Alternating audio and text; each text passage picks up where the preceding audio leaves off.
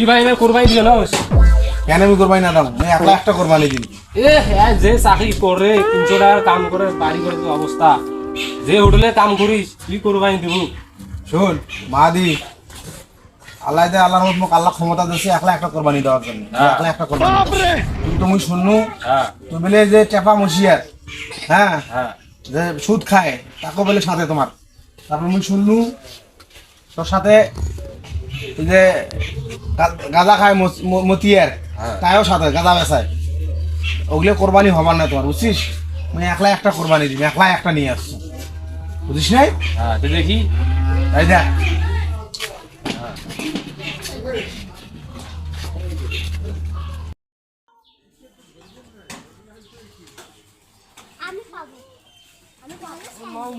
ই কে আমার 1,29,000 টাকা দিয়ে আনলো তোমার